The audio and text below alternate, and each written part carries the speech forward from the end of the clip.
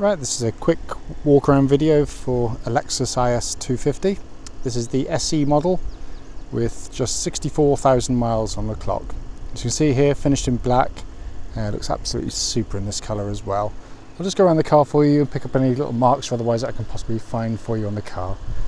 Just to show you at the front there, lenses all in very good order, no cracks, condensation or anything on there at all. Bumpers generally very nice. I did see one tiny little mark on this side over here, just underneath the light there. Probably will polish off. It's just a tiny little abrasion there. It just looks like we'll give a little bit of a mop and we'll get rid of those, but I don't do that because I'm useless at it, in all honesty. Bonnet is in very, very nice order. Hardly a stone chip to be seen on it. What there is very, very minor indeed. You know, it's remarkable to see a bonnet as clean as that, but that is obviously something to do with the mileage of the car. It's very, very low mileage for the age. Coming down the near side of the car, I'll just squat down there for you. Really, really crisp in the panel work, it really is. Can't see any indentations on that side at all. Front wing, really clean. Alloys look as though they've been recently refurbished to a standard. They're not, they look very nice indeed. But as I said, they normally would need doing about this time, and it looks like they've been relatively recently done. But panel work is really, really lovely down this side.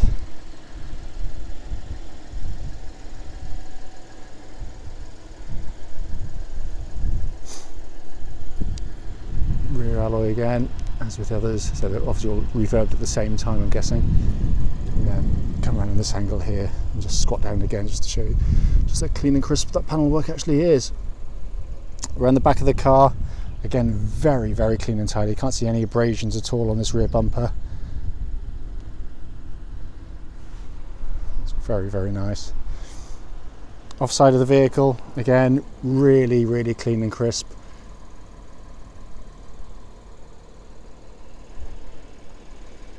Rear wings unmarked. Again, alloy on the side, very good as with the others. And sort of shaky camera work today, I do apologise. It's not even cold. But it really is in fabulous order, it really is. I mean, there is the odd minor mark on the car. I said I don't machine polish them. I know lots of people do. It makes them sort of bloom very nicely. But as I said, I'm not very good at it, but people are. I'm not. But the car hardly merits it, but it's in very, very, very nice condition. Coming to the boot area, nice big boot in the car, all again very, very, very nice condition. All the original tools, the tool pack that comes with the car is all still good and intact in here. So showing you the offside rear door card. I can't see really a mark of any note on there at all. Coming to the back of the seats, again all in very nice order. Car benefits from a full set of original Lexus over mats fitted to the car. You can see that all in there, all in really nice order. And the leatherwork back here is really, really, really clean and crisp.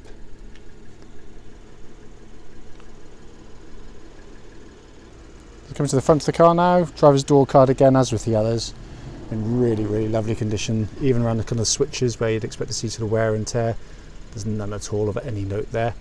Sill area, obviously the Lexus mat there, and the driver's area all in really good condition. The sill area is all clean and tidy. Electric adjustment for the driver's seat. The driver's seat again is in fabulous condition for a car that's what, sort of 10, 11 years old now. It is remarkably clean. Coming across here to the passenger seat, again all in really beautiful condition. So inside the car now, engine's running as it has been all the way through. Passenger door card there, you can see there, it just looks like new in all honesty. It looks absolutely super. Glove box open there, just to quickly show you. Got the original lock and wheel nut set and owner's manual pack and its original leather binding there. But the interior is absolutely superb. It really is lovely condition. Everything working exactly as it should. Lovely, simple, easy to operate, but of the very, very highest quality. You can see there you got your, just come over and above, heated and air conditioned seats, all work exactly as they should. but all the surfaces in really fine order with hardly a sign of any wear on it at all. Likewise, steering wheel of the car looks and feels like new, in all honesty. It really does, all in lovely condition. And just to pan in there, you can see engine's running, no warning lights on the dashboard at all, and we've currently got 64,058 miles recorded on the car. But genuinely, it's in beautiful condition, very, very well looked after car inside here. So finally just come under the engine bay now. As you'd expect from Lexus, all absolutely beautifully presented. Engines always sound a bit noisy on the videos than they do when you actually physically stood here, such as the way of the microphones. This engine's just had a fresh engine oil and filter change done, so it's not now due for another year. But fantastic engines, really long lasting, but wonderfully refined as well. More of which, of course, in the following road test video, which should follow this one very, very shortly.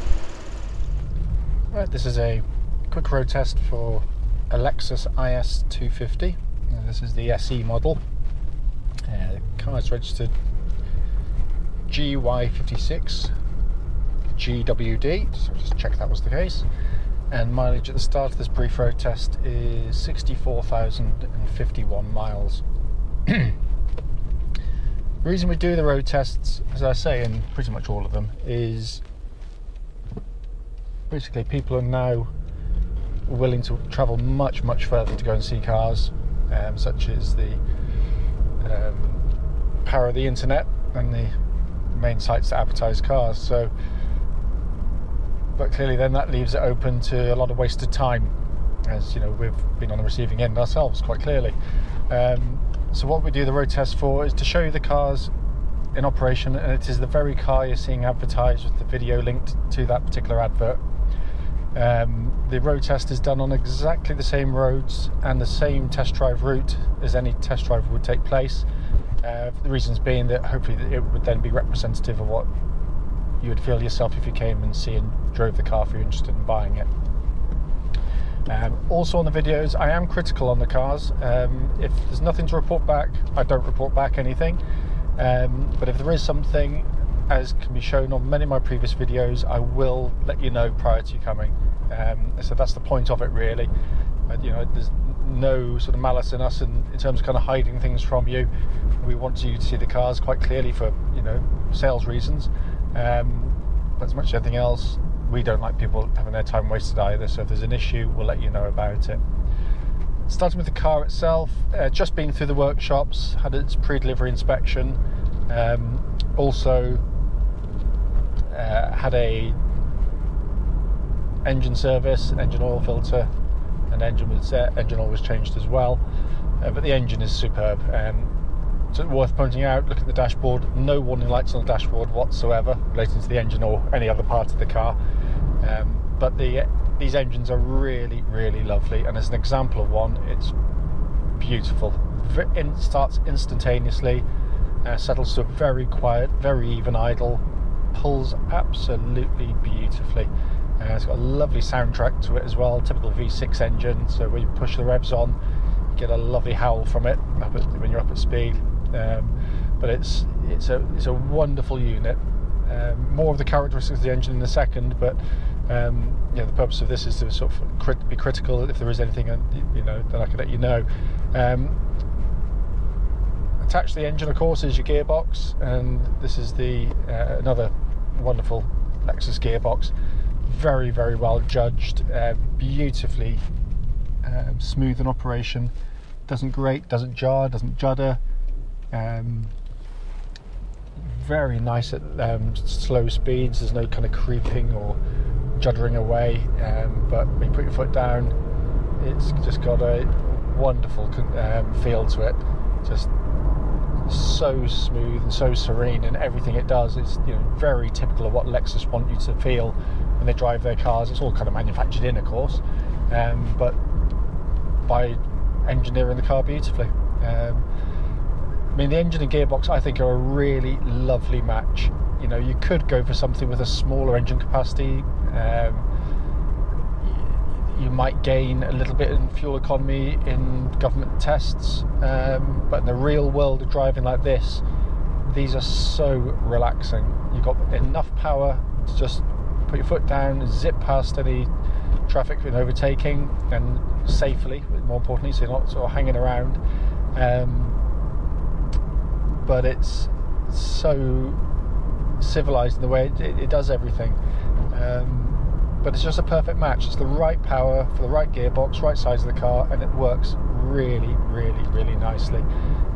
So in terms of powertrain, you know, utterly faultless. It really is. Brakes on the car, lovely solid brake pedal. Just dab the brakes. You got to feel it going down all its haunches. It goes down dead straight and true. There's no pulling left, right, or otherwise with it. There's no pulsing on the brake pedal, which is where automatics can suffer, where the brakes have been worked too hard.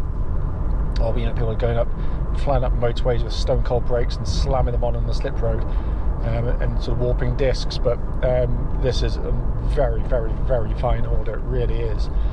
The discs and pads, when I look around, BDI was, you know, very, very good. Obviously, no vibrations. You know, there's no sort of crunching or grumbles at all from them.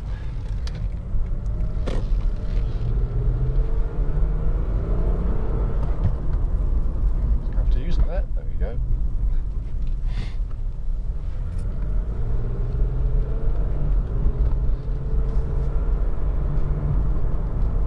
Steering the car tracks absolutely bullet straight. There's no vibrations back to the steering wheel at all. It feels tight, it feels crisp. It doesn't feel as though there's you know, anywhere realistically within the steering at all. You know, there's no slop in it. You know, as I said, without the vibrations, which a real pet hate of mine. I hate that. But it just feels really, really tight and crisp. It really does. Likewise, the suspension of the car, none of those horrible noises you get sometimes on vehicles where, you know, they can be, you know, theoretically, and, you know, they're perfectly safe, but they just feel a little bit old and clattery, you know, where you get things like anti-roll bar links, drop links, and suspension struts with a bit of movement in them, and they just feel a little bit of, you hit them over a bump, then you hear sort of secondary sort of clunk, clunk, clunk noise going on. There's nothing on this at all. It is unbelievably crisp and tight in the way it operates. It really, really is. Just checking the cruise control is working, and it works absolutely perfectly. But the ride, I think, is beautifully judged. I'll come back to that in a second. I'll finish off kind of the main mechanical stuff. As I'm driving here at the legal limit, very, very quiet in here, of course, being a Lexus. That could easily be spoiled, of course, if someone had had a replacement windscreen and it wasn't fitted right, or someone had accidentally skagged a door seal getting in and out, because you'd have wind hiss in a very quiet car, whereas this is very, very, very refined indeed. They are beautifully quiet and refined cars. Looking around inside the vehicle, all in lovely condition. You know, I love this two-tone interior, I really do. It's the kind of sort of silver trim. I don't know what the official name is for it, I'm terrible at things like that. But the dashboard is rock solid. There's not a hint of a squeak or a rattle from it. They are quite sensationally built cars. Whoever comes and drives the car, you'll remember this, because, you know, it's exactly what you'll feel yourself. The whole car feels solid as a rock, you know, as only these cars really can at this age of mileage. Coming to the inside, air conditioning pumps out ice cold air. Everything works exactly as it should. You've got heated seats, air conditioned seats, and again working absolutely perfectly as well. Obviously the electric seats working perfectly. Every switch, every button we've pressed and checked exactly as it should, as you'd expect of a Lexus. But, you know, a wonderful place to sit. Very natural driving position. You know, it's not always the case with a rear-wheel drive car. Sometimes you find your feet are sort of pointing right, left, or otherwise, with the sort of intrusion from the transmission tunnel. But no such worries on the Lexus. It's a very, very easy to get comfortable on these cars and do, you know, quite huge trips in absolute comfort and getting out the other side fresh as a daisy. Dashboard, simplicity itself, very classy, very nicely done. The simplicity makes it classy, I think, but the actual graphics and everything, really, really nicely done. Temperature gauge running at just under half, which is exactly where it wants to be on a Lexus car, and that's exactly where it is on this particular one. Steering wheel just feels like new in my hands, nice leather bound, really nice size diameter, works really nicely, but it's all in fabulous condition. It really, really is. Coming back to the car itself, you know, whoever's buying the car will be probably one of two kind of people. You know, someone who's always had Lexus or Japanese cars and just wants to stay with a known quantity. They want the kind of the quality, but they also want, you know, rock solid reliability that these cars deliver. It's not to say they can't go wrong or never go wrong, because of course they do. They're cars, but they are. So I'll just wait for the. This is coming the other way. They are just fantastic cars to drive and own. You say that, you know, we have hardly any problems with them, really do. So, but when the other kind of buyer, my guess would be someone who's looking for something that's it's a nice badge. You know, it's important to people. We know it is, and it's important to me as much as anyone else. But on top of that, you know, you want quality, you want performance, you want comfort, refinement, and it really, then you're looking at a handful of cars. The obvious candidates are going to be things like BMW 3 Series, Merc C-Class, and Audi A4, plus top-end mainstream cars. You know, kind of probably Honda Accord would be, you know, its quality and reliability equivalent of that, but you know, it doesn't quite have the badge of prestige. And then sort of Volkswagen, Ford, but you know, they're not a patch on these things really. But the others, in all honesty, they've all got their pluses, but clearly, they're nice cars. You know, the one thing I'd say straight away is none of them are even close to being as reliable as this car. These are much, much, much more reliable than any of those cars. But if you want a car that is an out-and-out sports car and delivers thrills by the minute, and you really want to push on, the 3 Series is the obvious candidate. But on roads like this, where typical country roads, you know, for little jumps and bumps, they're horrible. I've had them, and they bang and they crash. You can never feel comfortable in the damn things. C-Class is probably more like this. It's more refined than the 3 Series. It's more composed. It's more comfortable, but it's a bit dull in its chassis response and its steering. The A4, in my personal opinion, is a nice car, nice to sit in, dreadful to drive, just so one-dimensional. There's nothing about them which endears them to me at all, but each to their own. This, I think, has a really lovely compromise. It's very comfortable.